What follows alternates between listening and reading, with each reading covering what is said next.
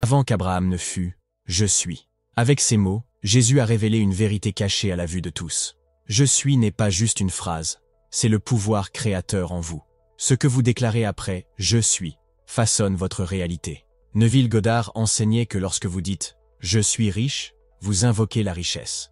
Lorsque vous dites « je suis indigne », vous affirmez la limitation. Chaque supposition que vous acceptez comme vraie devient votre monde. Qu'avez-vous inconsciemment affirmé jusqu'à présent? Dans cette leçon, vous découvrirez comment utiliser « je suis » pour manifester n'importe quoi, pourquoi les enseignements de Jésus pointent vers le pouvoir divin intérieur, et comment demander et recevoir en vous alignant avec votre état supposé. Ce n'est pas juste de la théorie, cela doit être testé. À mesure que nous approfondissons, appliquez ce que vous apprenez. À la fin, vous détiendrez la clé pour transformer votre vie grâce au pouvoir de « je suis ». Chaque fois que vous dites « je suis », vous déclarez une vérité sur vous-même, que vous en soyez conscient ou non. Ces deux mots sont plus qu'une simple déclaration d'identité, ils sont une force créatrice qui façonne votre réalité. Neville Goddard enseignait que « je suis » est le nom de Dieu, le pouvoir divin qui donne naissance à toute chose. Lorsque Moïse se tenait devant le buisson ardent et demanda à Dieu son nom, la réponse fut claire. « Je suis celui qui suis ». Dieu ne s'est pas identifié comme quelque chose d'extérieur à Moïse, mais comme la conscience même en lui. Ce n'était pas un nom au sens conventionnel du terme, c'était une révélation. Le nom de Dieu n'est pas un mot, mais un état d'être. Quand vous dites « je suis prospère », vous appelez la prospérité à l'existence. Quand vous dites « je suis en difficulté », vous affirmez l'existence de la difficulté. Les mots qui suivent « je suis » ne sont pas seulement des descriptions, ce sont des instructions, façonnant votre expérience selon votre supposition. C'est pourquoi Neville insistait sur le fait que votre conscience d'être est la clé de toute création.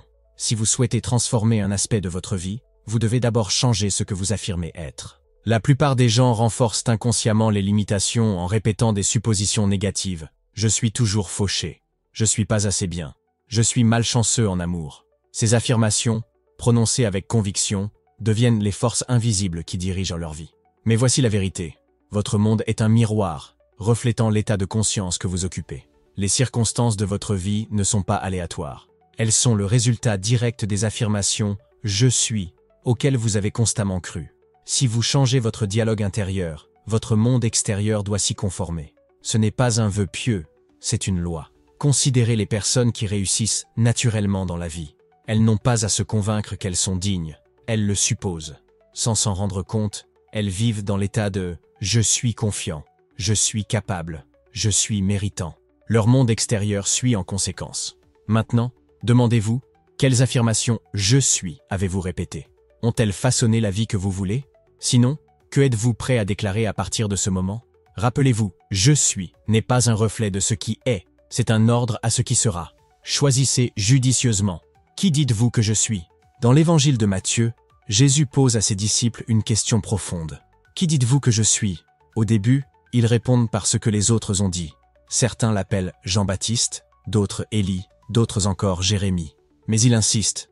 Mais vous, qui dites-vous que je suis? C'est plus qu'une question sur son identité. C'est une question à laquelle chacun de nous doit répondre pour lui-même, car elle révèle une vérité cachée. La façon dont vous définissez « je suis » détermine votre réalité. Pierre répond « Tu es le Christ, le Fils du Dieu vivant ». Jésus le bénit, disant que cette révélation ne lui a pas été donnée par l'homme, mais par le divin intérieur. C'est un indice puissant. Le Christ n'est pas une personne, mais un état de conscience. C'est la réalisation éveillée que votre « je suis » est le pouvoir divin à l'œuvre dans votre vie. La plupart des gens vivent inconsciemment, s'identifiant à leurs limitations. Ils disent « je suis malade »,« je suis en difficulté »,« je suis pas assez ».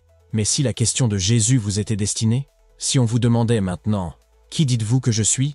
comment répondriez-vous? Neville Goddard enseigne que la plus grande erreur que l'humanité commet est de chercher Dieu en dehors d'elle-même. Nous avons été conditionnés à croire en une puissance extérieure, mais l'Écriture révèle une vérité différente. Lorsque Jésus déclare « Moi et le Père sommes un », il ne parle pas d'une divinité lointaine. Il révèle que le pouvoir créateur de l'univers, le Père, est en lui, comme il est en chacun de nous. C'est pourquoi changer votre concept de « je suis » est la clé pour transformer votre vie. Si vous dites « je suis indigne », vous rejetez votre propre héritage divin.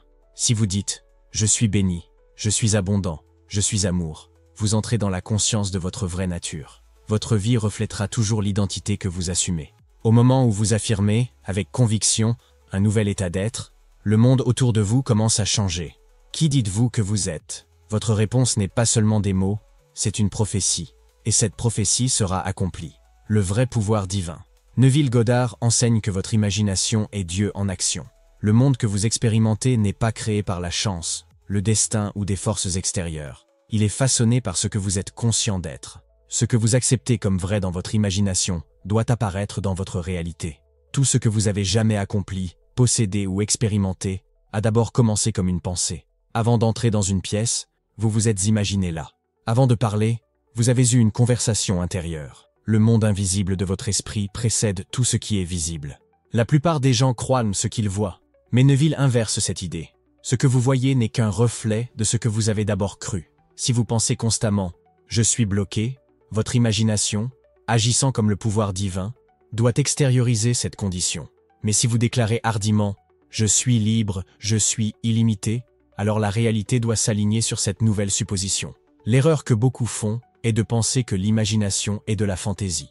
Mais considérez ceci, chaque grande invention, chaque œuvre d'art, chaque histoire de réussite a commencé dans l'esprit de quelqu'un avant de devenir réelle. Les frères Wright ont d'abord imaginé le vol. Edison a d'abord vu l'ampoule dans son esprit avant qu'elle n'illumine une pièce. Ils ont cru en leur vision avant que le monde n'en ait la preuve. C'est pourquoi vivre à partir de la fin, en supposant le sentiment du vœu réalisé, est si puissant. Neville appelle cela « penser à partir de » plutôt que penser à. Si vous désirez la richesse, ne vous contentez pas de penser à être riche. Supposez que vous l'êtes déjà. Ressentez la sécurité, la gratitude, la confiance de cet état. Votre imagination s'occupera du reste. Faites une pause. Fermez les yeux. Imaginez-vous comme la personne que vous souhaitez être. Ressentez-le comme réel. À quoi penseriez-vous? Comment vivriez-vous? Ce n'est pas de la rêverie, c'est de la création. Votre imagination est le pouvoir divin en vous qui attend d'être dirigé.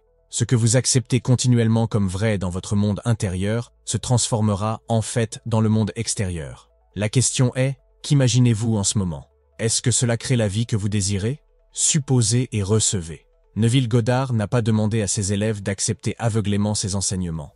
Il les a exhortés à tester la loi par eux-mêmes. Si l'imagination crée vraiment la réalité, alors supposer un nouvel état d'être devrait produire des résultats tangibles. Mais la plupart des gens hésitent. Ils veulent des preuves avant de croire. Neville remet entièrement en question cette approche. Vous devez oser supposer que vous êtes ce que vous voulez être. La foi n'est pas l'attente de preuves. C'est la conviction que ce que vous avez supposé est déjà à vous. Tout ce que vous désirez, quand vous priez, croyez que vous l'avez reçu et vous l'aurez. Ce n'est pas métaphorique. C'est une formule exacte. Supposez que c'est déjà fait, persistez dans cette supposition, et la réalité doit s'y conformer. Beaucoup ont testé cela et ont constaté que c'était vrai. Une femme a assisté aux conférences de Neville, aspirant au mariage. Au lieu d'espérer, elle a suivi ses instructions. Elle a supposé qu'elle était déjà mariée. Elle sentait l'alliance à son doigt, dormait chaque nuit dans l'état d'être heureusement mariée et se comportait comme si c'était déjà vrai. En quelques semaines, un vieil ami est revenu inopinément dans sa vie, et bientôt, ils se sont fiancés. Le principe est simple. Ce que vous supposez avec persistance doit s'extérioriser. Pourtant, le doute est le plus grand obstacle. La plupart des gens hésitent entre la croyance et l'incrédulité, cherchant constamment des signes, se demandant si cela fonctionne. Mais l'imagination ne répond pas à l'incertitude. Elle répond à la certitude. Neville a conseillé un test simple. Choisissez quelque chose de petit, quelque chose d'apparemment insignifiant. Supposez que c'est déjà arrivé. Fermez les yeux, ressentez-le comme réel et laissez-le partir. Puis observez. Lorsque le résultat apparaîtra, votre confiance dans la loi grandira et vous passerez à des choses plus importantes. La loi est toujours à l'œuvre, que vous y croyez ou non. La vraie question est, allez-vous délibérément supposer le meilleur ou continuerez-vous à supposer inconsciemment le pire? Le choix vous appartient. Dieu est en vous. Pendant des siècles, on a enseigné à l'humanité de chercher Dieu en dehors d'elle-même. Les gens prient une divinité lointaine, cherchant la faveur, la guidance ou l'intervention, croyant que le pouvoir divin existe quelque part au-delà d'eux. Mais Neville Goddard remet entièrement en question cette croyance. Dieu n'est pas une force extérieure. Dieu est votre propre conscience. Dans Luc 17, 21, Jésus déclare « Le royaume de Dieu est au-dedans de vous ». Ce n'est pas une phrase poétique, c'est une vérité littérale. Le pouvoir créateur qui gouverne toute chose n'est pas dans le ciel, dans une église ou dans une image, il est en vous, façonnant votre réalité à travers vos suppositions. Chercher Dieu en dehors de vous-même, c'est chercher en vain. La plupart des gens luttent parce qu'ils placent le pouvoir en dehors d'eux-mêmes. Ils croient que les circonstances dictent leur vie, que la chance ou le destin déterminent le succès. Mais Neville enseigne que votre monde n'est rien de plus qu'un reflet de votre état intérieur. Ce que vous acceptez comme vrai à l'intérieur, ce que vous supposez être réel, se manifeste extérieurement. Considérez ceci. Lorsque vous priez, implorez-vous un Dieu extérieur ou affirmez-vous un nouvel état d'être? La différence est tout. La vraie prière n'est pas une mendicité. C'est une supposition. C'est affirmer, avec pleine conviction, que vous êtes déjà ce que vous cherchez à devenir. L'illusion du culte extérieur maintient les gens impuissants. Ils attendent l'intervention divine, sans jamais réaliser qu'ils sont le divin en action. C'est pourquoi Jésus a dit « Moi et le Père sommes un ». Le Père, le pouvoir créateur, n'est pas séparé de vous. C'est votre propre conscience. Il ne s'agit pas de rejeter la foi, mais de la transformer. Au lieu de prier une puissance supérieure, reconnaissez que la puissance supérieure travaille à travers vous. Au lieu d'espérer un avenir meilleur, déclarez « J'y suis déjà ». Au moment où vous cessez de regarder à l'extérieur et que vous vous tournez vers l'intérieur, tout change. Vous ne chercherez plus de miracles, vous les accomplirez. La question est, accepterez-vous votre propre pouvoir créateur ou continuerez-vous à le donner? La réponse détermine la vie que vous vivrez. Réincarnation et préexistence. Votre voyage infini. Neville Goddard enseignait que la vie ne commence pas à la naissance, ni ne se termine à la mort. Vous n'êtes pas un corps avec une conscience. Vous êtes une conscience qui s'exprime à travers un corps. Vous existiez avant de prendre cette forme, et vous continuerez d'exister après elle. Le monde physique n'est qu'une scène où la conscience se déplace à travers différents états d'être, évoluant vers sa réalisation ultime, qu'elle est le créateur de toute expérience. Beaucoup comprennent mal la réincarnation, croyant qu'elle signifie revenir en tant qu'une autre personne ou vivre plusieurs vies physiques dans une séquence linéaire. Mais l'enseignement de Neville est plus profond. La réincarnation ne consiste pas à se déplacer à travers différents corps, il s'agit de se déplacer à travers des états de conscience. Le vous qui éprouve la lutte n'est pas le même vous qui éprouve plus tard la joie et le succès. Chaque transformation est une forme de réincarnation, une renaissance dans une nouvelle conscience d'être. Avant votre naissance, vous étiez conscience, illimitée et sans forme. Vous êtes descendu dans ce monde de chair, non pas comme une punition, mais comme une opportunité. Expérimentez le royaume matériel, grandir et vous souvenir de votre nature divine. Le processus de réveil de l'illusion de la limitation est ce que Neville appelle l'ascension spirituelle. La reconnaissance que vous n'êtes pas vos circonstances, pas votre passé, pas même votre nom, mais la conscience pure et créatrice elle-même. À chaque instant, vous avez le pouvoir de renaître dans un nouvel état d'être. Un homme qui était autrefois rempli de doutes peut devenir celui qui marche dans la foi absolue. Une femme qui se voyait autrefois comme indigne peut passer à un état d'amour-propre profond. Le passé ne vous lie pas, seule votre identification continue à celui-ci le fait. La réincarnation se produit maintenant, en ce moment même, lorsque vous assumez un nouvel état d'esprit. L'idée que nous existions avant cette vie se reflète dans les Écritures. Dans Jérémie 1:5, il est écrit « Avant que je t'ai formé dans le ventre, je te connaissais ». Cela suggère que la vie ne commence pas à la naissance, mais fait partie d'un continuum éternel. Vous n'êtes pas ici pour la première fois, vous avez toujours été. Mais pourquoi êtes-vous venu? Selon Neville, nous descendons dans ce monde pour expérimenter le contraste. Connaître la limitation afin que nous puissions la surmonter. Expérimenter la séparation afin que nous puissions nous réunir avec la vérité de notre unité avec Dieu. C'est pourquoi la vie présente des défis, non pas pour punir, mais pour éveiller. Chaque difficulté est une invitation à vous souvenir de votre pouvoir créateur, à déclarer « Je suis plus grand que cela, je suis victorieux, je suis le créateur de ma réalité ». La plupart des gens croient qu'ils sont liés par leur passé, mais c'est une illusion. Votre passé n'est rien de plus qu'un état de conscience que vous avez autrefois occupé. Si vous refusez de l'accepter comme votre vérité, il n'a plus de pouvoir sur vous. À tout moment, vous pouvez renaître. Vous n'avez pas besoin d'une autre vie, vous avez seulement besoin d'un changement de conscience. Si vous existiez avant cette vie, qu'est-ce que cela signifie pour qui vous êtes maintenant?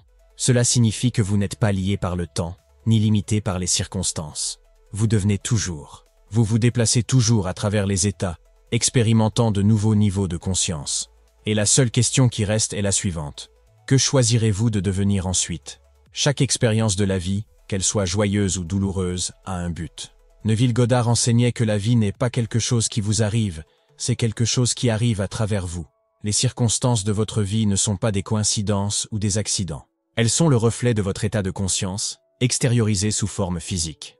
Bien sûr, voici le texte traduit en français, France, avec quelques ajustements pour une meilleure fluidité et un style plus adapté à une vidéo YouTube. Pourtant, la plupart des gens résistent à leurs expériences, surtout face aux difficultés. Ils se demandent « Pourquoi est-ce que ça m'arrive ?» Ils se sentent impuissants, comme si la vie était une force imprévisible hors de leur contrôle. Mais Neville nous révèle une vérité radicale. Vous vivez constamment le contenu de votre propre conscience. Si vous vous trouvez dans une situation de manque, de lutte ou de limitation, c'est parce que, consciemment ou inconsciemment, vous avez accepté cet état comme étant vrai. C'est parfois difficile à accepter, surtout face à des défis qui semblent injustes ou insurmontables. Mais c'est seulement en comprenant ce principe qu'une véritable transformation devient possible. Si vous croyez que les circonstances sont aléatoires, vous restez une victime. Si vous reconnaissez qu'elles sont le reflet de vos propres croyances, vous reprenez votre pouvoir. La vie vous offre constamment des opportunités de changer votre perception de vous-même. Si tout restait pareil, s'il n'y avait aucune difficulté, il n'y aurait pas de croissance, pas de réalisation du pouvoir profond qui est en vous. Pensez à une graine enfouie dans la terre. Elle doit briser sa coquille et percer le sol pour atteindre la lumière. Sans résistance, elle ne grandirait jamais. De même, vos difficultés ne sont pas là pour vous détruire. Elles sont là pour vous éveiller. Combien de fois avez-vous grandi grâce à la lutte? Peut-être avez-vous perdu quelque chose, pour réaliser plus tard que cela vous a mené à quelque chose de plus grand. Peut-être avez-vous fait face au rejet, pour vous retrouver ensuite dans une bien meilleure position. Vu d'une perspective plus élevée, chaque défi contient la graine de la transformation. Le monde est un terrain d'entraînement pour la conscience. Chaque expérience vous révèle ce que vous avez cru être vrai à propos de vous-même. Si vous vous sentez bloqué dans la vie, ce n'est pas parce que le monde vous retient, c'est parce que vous avez accepté un état de limitation. Mais dès l'instant où vous adoptez une nouvelle identité, le monde doit refléter ce changement. Neville racontait souvent l'histoire d'un homme qui était resté au même poste pendant des années, voyant les autres être promus alors qu'il était ignoré. Il était devenu amer, croyant que la vie était injuste. En assistant aux conférences de Neville, il a réalisé qu'il avait affirmé « Je suis sous-évalué, je suis bloqué, je ne suis pas choisi ». Avec cette prise de conscience, il a changé ses convictions. Chaque jour, il déclarait « Je suis respecté, je suis apprécié, je suis à ma place idéale ». Il a persisté dans cet état, même avant de voir des preuves de changement. En quelques semaines, il s'est vu offrir de manière inattendue un poste plus élevé dans une autre entreprise. Cette promotion n'est pas arrivée par hasard. Elle était le reflet direct de son changement de conscience. Cette histoire illustre une loi fondamentale. La vie ne peut pas vous donner ce que vous n'assumez pas d'abord être. Si vous vous voyez comme quelqu'un d'ignoré, le monde doit refléter cet état. Mais si vous assumez que vous êtes valorisé, cette conviction se matérialisera en expérience. La plus grande erreur que les gens commettent est de réagir négativement à leur réalité actuelle sans réaliser qu'elle n'est que le reflet d'anciennes convictions. Si vous n'aimez pas ce que vous voyez dans le miroir, blâmez-vous le miroir ou vous changez-vous. Au lieu de résister à vos expériences, utilisez-les comme des indicateurs de votre état dominant. Si vous vous trouvez en difficulté financière, au lieu de vous sentir vaincu, reconnaissez-le comme un signe que votre conviction a été celle du manque. Si les relations dans votre vie sont difficiles, au lieu de blâmer les autres, demandez-vous quelle conviction sur l'amour et la valeur vous avez entretenues. Neville enseignait que dès l'instant où vous prenez conscience d'un état indésirable, vous avez le pouvoir de le changer. Ne vous attardez pas sur ce qui est, assumez ce que vous souhaitez être. Fermez les yeux et voyez-vous dans la réalité que vous désirez. Ressentez-la comme réelle. Marchez mentalement dans cet état, et bientôt le monde extérieur se conformera. Les défis servent à nous éveiller. La douleur existe pour nous sortir de fausses convictions. Si la vie était toujours confortable, nous ne remettrions jamais en question nos croyances et nous ne chercherions jamais à nous élever. Chaque difficulté est une porte, un moment où vous pouvez soit sombrer plus profondément dans la limitation, soit vous élever vers une nouvelle conscience. Jésus a exprimé cette vérité dans Jean 16:33. « Dans le monde, vous aurez des tribulations, mais prenez courage, j'ai vaincu le monde. » La clé n'est pas d'échapper aux défis, mais de les surmonter grâce à un changement de conscience. Votre situation actuelle n'est pas permanente. Elle est simplement le reflet de ce que vous avez cru être. Dès l'instant où vous assumez quelque chose de plus grand, la vie doit changer pour correspondre à cette conviction. Neville nous invite à cesser de nous demander « Pourquoi est-ce que ça m'arrive ?» et à nous demander plutôt « Quelle croyance en moi a créé cela et quelle nouvelle conviction dois-je adopter ?» Les réponses à ces questions détiennent la clé de la transformation. Si vous avez lutté, voyez cela comme une opportunité. Au lieu d'affirmer « Je suis bloqué », déclarez « Je suis en progression ».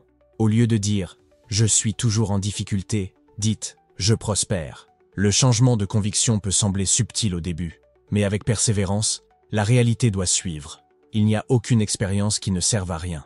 Chaque instant, chaque défi, chaque triomphe façonne votre compréhension de qui vous êtes. La question n'est pas de savoir si la vie fonctionne. Elle fonctionne toujours. La vraie question est, choisissez-vous consciemment l'identité que vous souhaitez incarner, ou acceptez-vous inconsciemment des limitations? Vos expériences ne vous définissent pas, vos convictions le font. Et à tout moment, vous pouvez choisir une nouvelle conviction, une nouvelle réalité et une nouvelle vie. Votre monde est le reflet de votre état intérieur, façonné par ce que vous croyez être vrai. Neville Goddard enseignait que la conscience est la seule réalité, et que tout ce que vous affirmez avec persistance avec les mots « je suis » doit prendre forme dans votre expérience. La clé de la manifestation n'est pas d'espérer, de souhaiter ou d'attendre que les choses changent. C'est d'assumer le sentiment du vœu réalisé. Vivre dans la faim, comme si votre désir était déjà un fait. La plupart des gens essaient de manifester à partir d'un état de manque.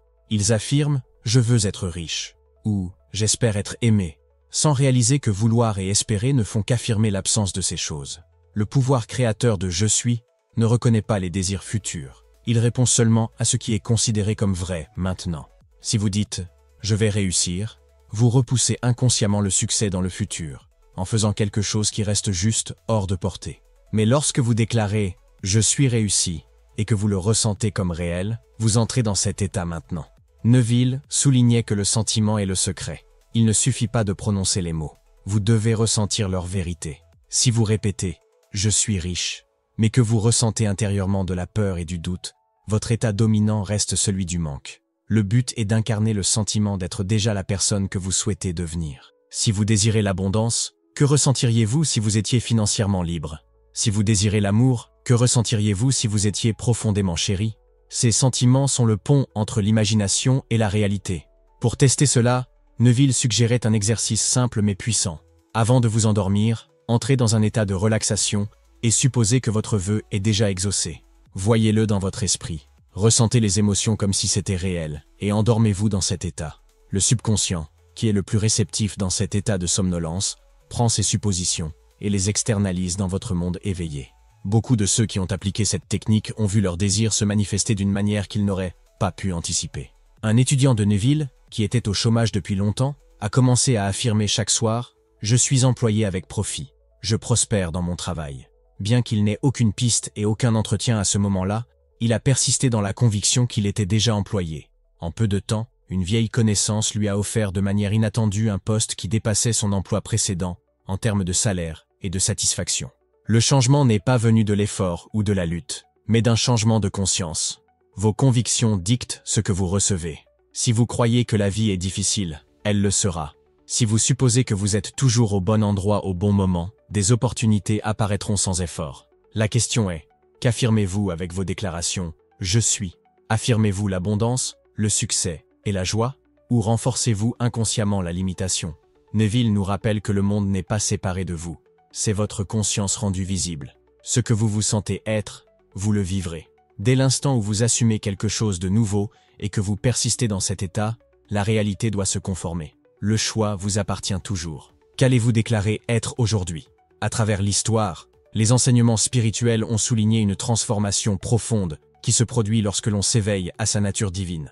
Neville Goddard faisait souvent référence à l'histoire biblique de Moïse élevant le serpent dans le désert, expliquant que cela représente l'ascension de la conscience, le passage de l'identification à la limitation à la reconnaissance de soi comme le créateur de la réalité.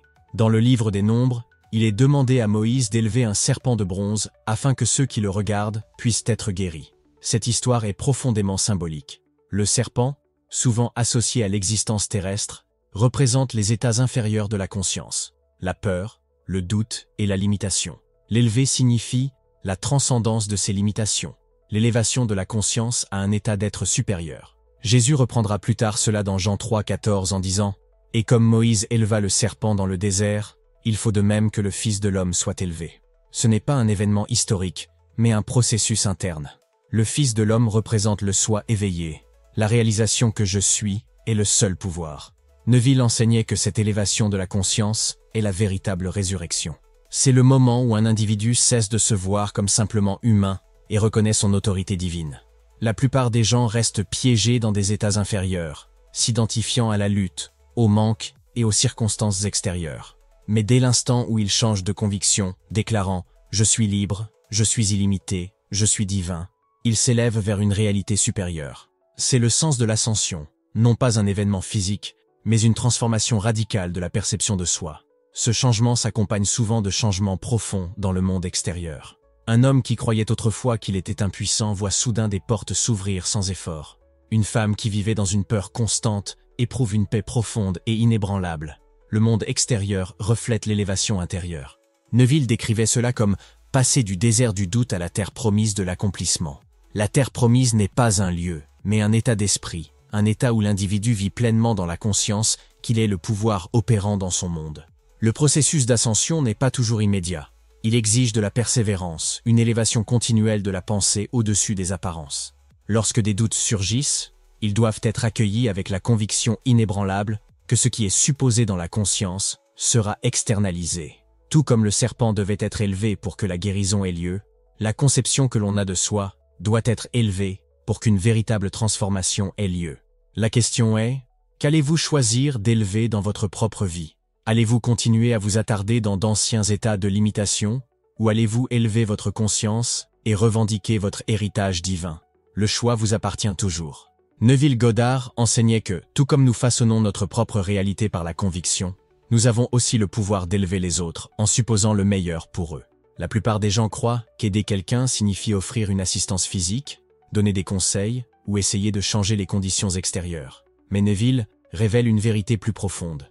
La véritable transformation se produit d'abord dans la conscience. Lorsque vous supposez le meilleur pour quelqu'un d'autre, vous l'élevez vers un état supérieur, et la réalité doit se conformer. Ce principe s'aligne sur l'enseignement biblique de la règle d'or. Faites aux autres ce que vous voudriez qu'ils fassent pour vous.